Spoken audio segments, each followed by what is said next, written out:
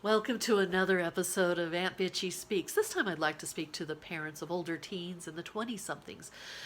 Oh, that's a really tough time for us as parents, isn't it? As we watch our children make that transition into adulthood, and we're not really there to do anything but cheer them on.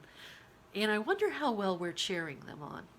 I came here from TikTok after doing a post addressed to the 20-somethings saying, chill out, guys. You don't have to have it all figured out.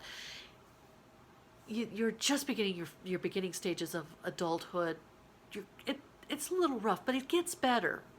And the responses from them were overwhelming gratitude. But oh my gosh, so many are just heartbreaking how they feel so stressed and overwhelmed. And it's a tough world out there. We know that. You remember being in your 20s? But there were so many of them saying how much their parents were disappointed in them. Holy crap. Now I realize there's a lot of assholes out there, but I don't know that that's who's giving that impression, because if you've made it to adulthood and you have an asshole parent that's been riding your ass for the last 25 years, chances are you don't care about their opinion anymore. At least I hope you don't. That you've cut that person out. That means those of us who are loving and participating actively in their lives, we're giving them the impression we're not proud of them. We need to change that narrative. Now, as somebody who was a child in the 70s, proud Gen Xer,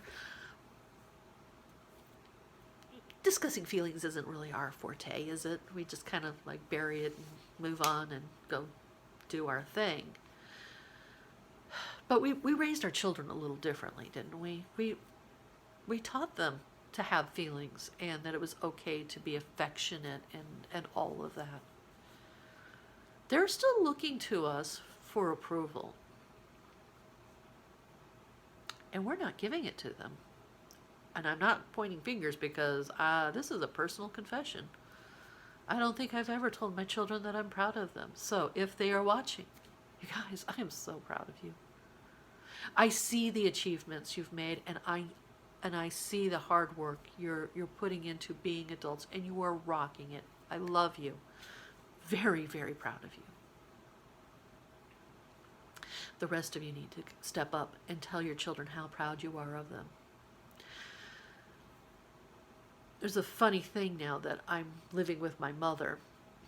I've recently published a book, and it's almost embarrassing to go out with her because she's always telling people about my book and telling them about the elements and how the hard work I've done and how my daughter helped me design the cover and how this is happening. And Jesus, woman, would you like to sign the books? Because you're selling it better than I am. She's my biggest cheerleader. And then to have somebody else step up and she starts talking about my brothers, and she's just so freaking proud of them too. My sister-in-law, she brags about her all the time. But we don't brag to our children about what we're proud of them. And I'm saying this because there's a whole lot of adults walking around out there who think their family believes they're failures. And we need to change that conversation.